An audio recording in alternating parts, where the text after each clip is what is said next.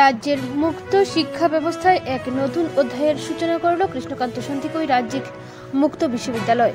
চলতি শিক্ষাবর্ষ থেকে বিশ্ববিদ্যালয়টির নতুন সংযোজন হিসেবে চালু করছে সংস্কৃত বাংলা ভাষায় স্নাতকোত্তর কোর্স।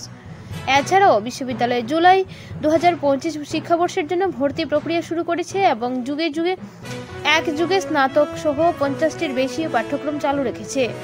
বাধা অতিক্রম করে শিক্ষার প্রসার এই মূল মন্ত্রকে সামনে রেখে বিশ্ববিদ্যালয়টি 18 বছর থেকে শুরু করে বয়োজ্যেষ্ঠ নাগরিকদের জন্য শিক্ষার আলো পৌঁছে দেওয়ার কাজ করে চলেছে। চলতি শিক্ষাবর্ষে বিশেষ সংযোজন হিসেবে চালু করছে সংস্কৃত বাংলা ভাষায় নতুন স্নাতকোত্তর কোর্সে। পুরো বিষয়টি নিয়ে রাজেন্দ্র প্রসাদ দাস এবং প্রণব শইকিয়া এই বিষয়ে নিয়ে জানান। Assam prime news 24/7 Hifzur Rahman Barbhuiya report.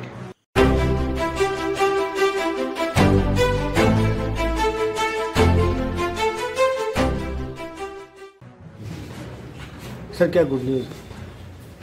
नहीं, हम लोग आप लोगों को एक खुशी की खबर देने के लिए आए थे कि कृष्णकांत हैंडिक स्टेट ओपन यूनिवर्सिटी में एमए बंगाली इस सेशन से शुरू हो चुका है। यूजीसी से मान्यता प्राप्त है।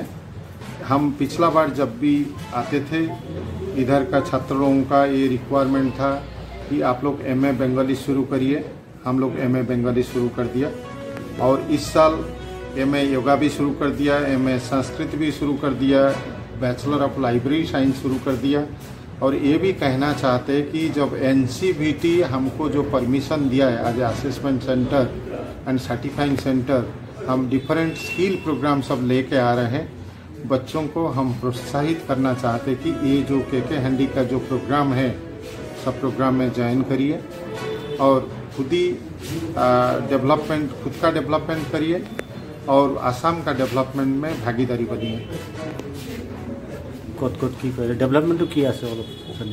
আমি এতিয়া আমাৰ বৰাক ভেলীৰ সকলো কলেজতে আমাৰ কৃষ্ণকান্ত সন্দিকৈ ৰাজ্যিক মুক্ত বিশ্ববিদ্যালয়ৰ ষ্টাডি চেণ্টাৰ আছে আৰু সেই কলেজৰ আশে পাশে থকা 18 বছৰ বয়সৰ পৰা যিকোনো ঊৰ্ধ্বৰ যিকোনো বয়সৰ মানুহে তেখেতসকলৰ প্ৰয়োজন অনুসৰি আমাৰ তাতে মাষ্টাৰ ডিগ্ৰী কৰিব পাৰিব, ডিগ্ৰী কৰিব পাৰিব আৰু মানে আমাৰ ডিপ্ল'মা চাৰ্টিফিকেট কোৰ্চ আছে বিভিন্ন যিবোৰৰ জৰিয়তে চাকৰি পাব পাৰিব বা স্বনিয়োজনৰ ব্যৱহাৰ কৰিব পাৰিব।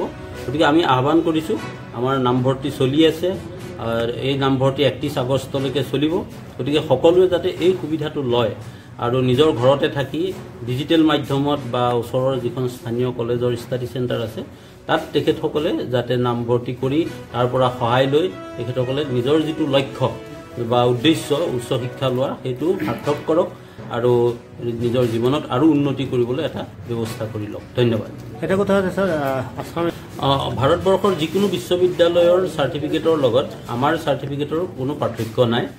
ই আমাৰ ভাৰত চৰকাৰ অসম চৰকাৰৰ মান্যতাপ্ৰাপ্ত চাৰ্টিফিকেট। আমাৰ চাৰ্টিফিকেট ইউজ কৰি মানুহে উচ্চ শিক্ষা ল'ব পাৰিব, নতুনকৈ চাকৰিত জইন কৰিব পাৰিব, বিভিন্ন কম্পিটিটিভ এক্সাম দিব পাৰিব, নেট JRFৰ পৰীক্ষা দিব পাৰিব। তাৰ উপৰিও যিসকল ইন ছাৰ্ভিচ লোক আছে তেওঁলোকে প্ৰমোশ্যনৰ ক্ষেত্ৰত ব্যৱহাৰ কৰিব পাৰিব। গতিকে আমাৰ ডিগ্ৰী চাৰ্টিফিকেটৰ যিটো মান্যতা বা বৈধতা সম্পৰ্কে প্ৰশ্ন কৰিবলগীয়া নাই, কাৰণ আমি এখন ভাৰত চৰকাৰ আৰু অসম চৰকাৰৰ স্বীকৃতিপ্ৰাপ্ত চৰকাৰী বিশ্ববিদ্যালয়।